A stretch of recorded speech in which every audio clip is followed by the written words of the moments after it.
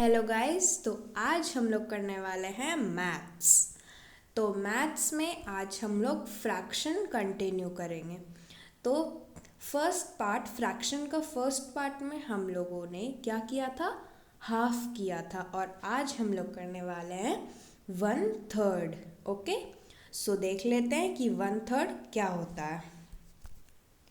1/3, if one whole is divided equally into 3 parts, each part is called 1/3। यहाँ पे क्या बोला जा रहा है कि एक होल चीज़ को अगर हम लोग इक्वली 3 पार्ट्स में डिवाइड करते हैं तो ईच पार्ट मतलब हर एक पार्ट को क्या कहेंगे, 1/3। और 1/3 को कैसे लिखा जाता है, 1/3।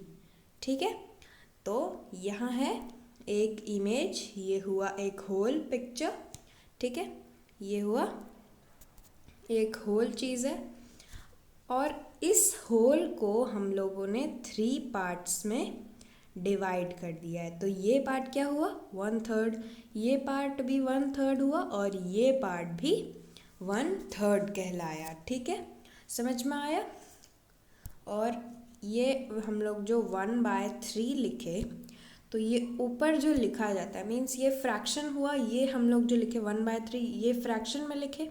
ठीक है, और ये जो हम लोग लिखे 1/3, तो ऊपर में जो लिखा जाता है उसको कहते हैं न्यूमरेटर और नीचे जो लिखा जाता है उसको कहते हैं डिनोमिनेटर। ओके, सो हम लोग देख लेते हैं आगे कि क्या लिखा है। ठीक है, सो यहाँ लिखा हुआ है 3/1/3 मेक अ होल, मतलब कि यही बताया गया कि अगर हम लोग 3/1/3 को अगर एक साथ रखेंगे तो वो एक होल बन जाएगा। ठीक है, मतलब 1/3 + 1/3 + 1/3 = 1 है कि नहीं। क्योंकि अगर हम लोग ये पार्ट जो है, ये जो पार्ट है इसको रखें, ये जो पार्ट है इसको रखें और ये जो पार्ट है इसको रखें, तो ये एक पूरा होल बन गया ना। तो वही हुआ कि 3/1/3 मेक्स अ होल। ठीक है, समझ में आया। अगर कहीं नहीं समझ में आया हो तो कमेंट में ज़रूर पूछिएगा। सो अब हम लोग एग्जाम्पल से समझ लेते हैं। तो ये देखिए, ये है एक स्क्वायर, ये भी ये जो फर्स्ट पार्ट है ये हुआ 1/3, ये सेकेंड पार्ट ये भी 1/3 हुआ और ये थर्ड पार्ट भी 1/3 हुआ। तो मीन्स ये 1/3 + ये 1/3 + ये 1/3 मेक्स 1 होल, है कि नहीं। फिर ये सर्कल, अभी जो हम लोग ने ऊपर एग्जाम्पल देखा था एक, वो भी ये भी उसी के तरह है, समझ में आया। और ये ट्रायंगल, तो ये ट्रायंगल में भी ये हुआ, ये फर्स्ट पार्ट 1/3, फिर ये सेकंड 1/3, फिर ये भी 1/3 और ये तीनों 1/3 क्या बनाया, एक होल चीज़, है कि नहीं। अब हम लोग देख लेते हैं कि 1/3 ऑफ अ कलेक्शन। अब कलेक्शन का 1/3 कैसे निकाला जाता है और इसको अच्छे से समझ लेते हैं। ओके, सो यहाँ पे क्या दिया हुआ है, 1/3 ऑफ 6 पेंस। अब 6 हमारे पास 6 पेंस दिए हैं, second, third, fourth, fifth, sixth. ठीक है, तो 6 पेंस दिए हुए हैं। अब यहाँ पे क्या है कि 1/3 ऑफ 6 पेंस मीन्स 1/3 × 6। तो कैसे बताया था मैंने कि यहाँ पे 1/3 × 6, तो ये जो 6 है ये रहता है ऊपर में एंड ये 1। तो अब 3 के टेबल में 6 कितने टाइम्स में आता है, 2 टाइम्स में आता है। तो फ्रैक्शन में डिवीजन होता है, ये तो आप लोग को पता ही है। तो बस 1/3 मतलब हम लोग पिछले वीडियो में जो कि फ्रैक्शन का था, फ्रैक्शन पार्ट 1, उसमें हम लोग क्या देखे थे कि हाफ था मीन्स 1/2 और हाफ ऑफ 6 पेंस था। तो हाफ हम लोग 2 से डिवाइड किए थे और यहाँ पे 1/3 है, तो थर्ड है मीन्स 3 है, तो यहाँ पे हम लोग को 3 से डिवाइड करना रहता है। ओके, सो यहाँ पे ये है 1/3 मीन्स 1/3 ऑफ 6 पेंस। तो क्या आ जाएगा आंसर? 2 पेंस। समझ में आया? अगर नहीं समझ में आया हो तो कमेंट में ज़रूर पूछिए। अब सेकेंड एग्जाम्पल देखते हैं। 1/3 ऑफ 12 बॉल्स। तो 12 बॉल्स यहाँ पे दिए हुए हैं, ये 12 बॉल्स दिए हुए हैं और इसका अब हम लोग को 1/3 चाहिए। तो 1/3 इंटू 12। तो 3 के टेबल में 12 कितने टाइम्स में आता है? 4 टाइम्स में आता है। तो इसका मीन्स 1/3 ऑफ 12 बॉल्स। 12 बॉल्स का 1/3 कितना बॉल्स हुआ? 4 बॉल्स हुआ। ओके, अब हम लोग एक्सरसाइज कर लेते हैं ताकि अभी जो हम लोग 1/3 पढ़े वो हम लोग को अच्छी तरीके से क्लियर हो जाए। ओके, सो हम लोग एक्सरसाइज कर लेते हैं। फर्स्ट क्वेश्चन क्या है? 1/3 ऑफ 12 गर्ल्स। अभी हम लोग यहाँ देखें कि 1/3 ऑफ 12 बॉल्स 4 बॉल्स हुआ, तो 1/3 ऑफ 12 गर्ल्स 4 गर्ल्स होगा। तो फर्स्ट का आंसर क्या होगा? 4। ठीक है, 4 गर्ल्स होगा आंसर फर्स्ट का। सेकंड क्या है? 1/3 ऑफ 6 बुक्स।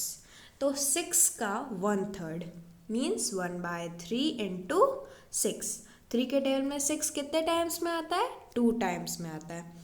तो इस मीन्स कि इसका आंसर क्या हो जाएगा?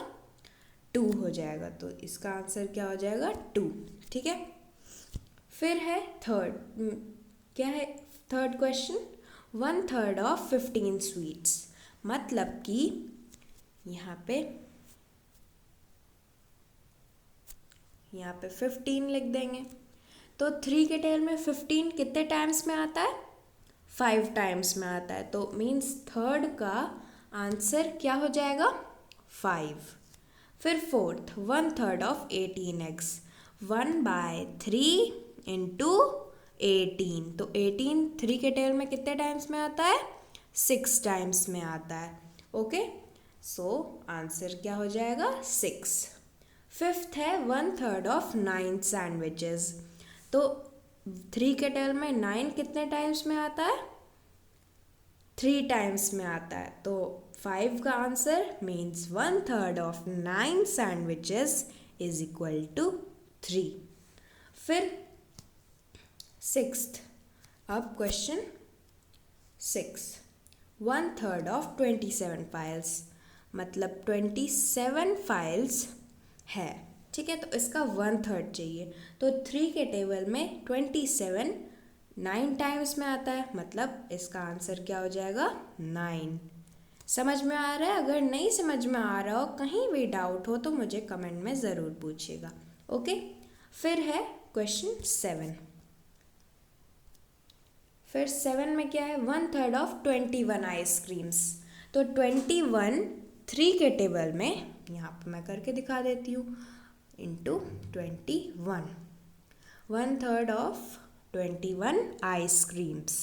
तो 21 कितने टाइम्स में आता है 3 के टेबल में? 7 टाइम्स में। तो आंसर क्या हो जाएगा? 7 का 7 हो जाएगा आंसर। ओके, समझ में आया?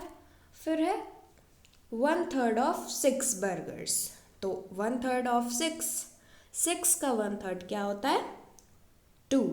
तो यहाँ पे क्या हो जाएगा? 2 बर्गर्स। ठीक है, फिर अब 2 बच गया है, तो हम लोग ये 2 भी कर लेते हैं। तो 9th क्या है? 1/3 ऑफ 12 वॉचेस। तो 12 वॉच हैं, इसका हम लोग को 1/3 चाहिए। 2 12। तो 12 कितने टाइम्स में आता है? 4 टाइम्स में आता है। 3 के टेबल में 12 4 टाइम्स में आता है। तो 9 का आंसर क्या हो जाएगा? 4। ठीक है, फिर last but not the least 10 क्या है? 1/3 ऑफ 3 डॉल्स।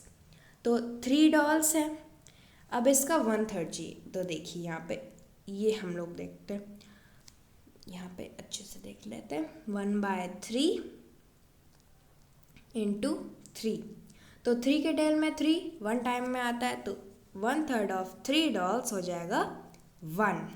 ठीक है, समझ में आ गया? अगर कहीं भी डाउट हो तो कमेंट में ज़रूर पूछिएगा, और अगर आप लोग को ये वीडियो नॉलेजेबल लगा तो लाइक ज़रूर कीजिएगा, और कैसा लगा आप लोग को ये वीडियो कमेंट में ज़रूर बताइएगा, और ज़्यादा से ज़्यादा शेयर कीजिएगा, और मेरे चैनल को सब्सक्राइब करना बिल्कुल नहीं भूलिएगा। ओके, तो ये सब का आंसर भी मैंने लिख दिया है। So thank you for watching and take care, bye bye.